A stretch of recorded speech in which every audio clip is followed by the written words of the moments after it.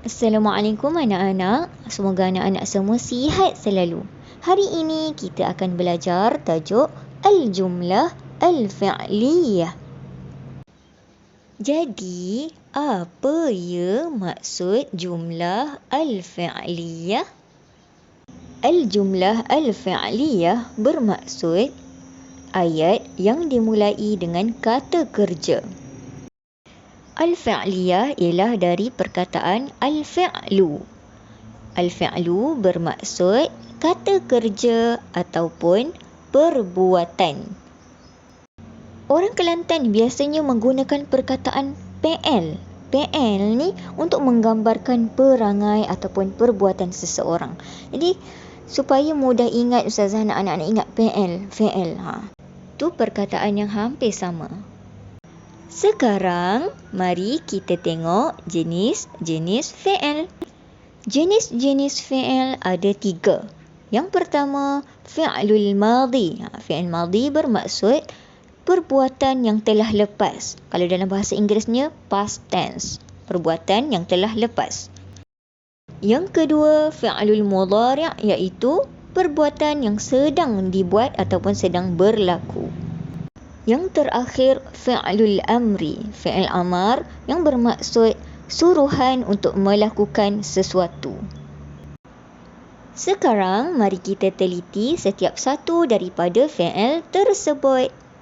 Bagaimana cara mudah mengenal fi'lul madhi? Fi'il yang telah berlaku, selalunya fi'lul madhi mengandungi 3 huruf. Perkataannya mengandungi 3 huruf. Dan barisnya juga sama, baris yang pertama dengan yang ketiga. Sebagai contoh, syariba. Syariba maksudnya minum. Huruf pertama dengan yang ketiganya sama baris atas, sya dengan ba. Tetapi kebanyakan fi'il madhi yang kita jumpa mengandungi 3 huruf dan juga semua ketiga-tiganya berbaris atas. Sebagai contoh, jalasa yang bermaksud duduk, qara'a yang bermaksud membaca. Contoh ayat yang mengandungi perkataan fi'il madhi. Qara'a Muhammadun al-kitaba. Jika dibaca dalam bahasa Melayu bunyinya membaca Muhammad buku. Maksudnya Muhammad membaca buku lah.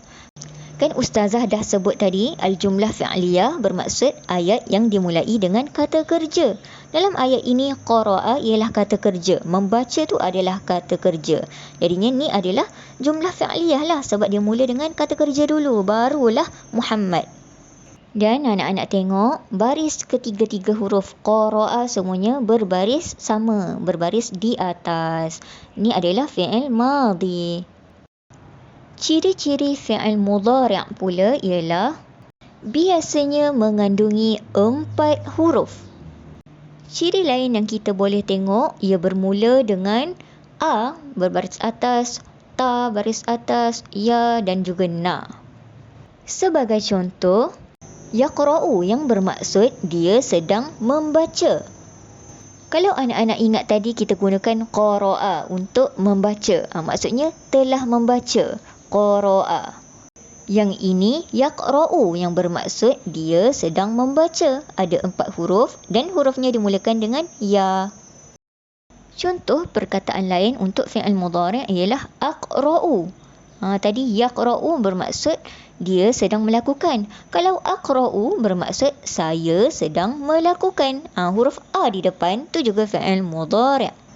Tu ya dengan A di depan. Sama juga kalau anak-anak nampak perkataan yang bermula dengan ta. Taqra'u, naqra'u. Itu adalah fi'il mudhari'. Bermula dengan A, ta, ya, na. Yang terakhir, ciri-ciri fi'lul amar, suruhan. Selalunya perkataannya bermula dengan alif yang tidak berbaris. Dan huruf keduanya juga berbaris mati ataupun sukun. Contoh perkataannya, iqra' yang bermaksud bacalah. Itu adalah suruhan ataupun arahan supaya membaca. Anak-anak boleh tengok alif tidak berbaris dan qa juga berbaris mati. Contoh lain, ijlis, duduklah. Ustazah nak anak-anak ingat fi'il amar ni huruf pertama dia tidak akan dibaca dengan baris atas. Hanya ada baris bawah dan juga depan. Kalau huruf ketiga tu berbaris depan, kita akan baca dengan baris depan juga. Contohnya, uktub. Kalau baris ketiga tu berbaris bawah ataupun atas, yang pertama tu kita akan baca dengan baris bawah. Itu sahaja jenis-jenis fi'il dan penerangannya. Sekarang, mari kita tengok contoh soalan berkaitan dengan fi'il dalam UPKK. Biasanya jenis soalannya berbentuk petikan ringkas dan tugasannya ialah mengeluarkan fi'il. Ustazah tunjukkan contoh ayat daripada petikan yang selalunya diberikan dalam UPKK. Yadhhabu Mukhtar ilal madrasah, yang bermaksud pergi Mukhtar ke sekolah ataupun Mukhtar pergi ke sekolah. Sekarang daripada ayat berikut, yang manakah fi'il ataupun perbuatan? Kita tengok dulu ada tak yang menepati fi'il madhi. Fi'il madhi 3 huruf dan berbaris sama semuanya. Tak ada. Ila tu bukan. Kita cari pula ciri-ciri fi'il mudhari'. Fi'il mudhari' selalunya 4 huruf. Ada tak? Yang 4 huruf ada. Yadhhabu.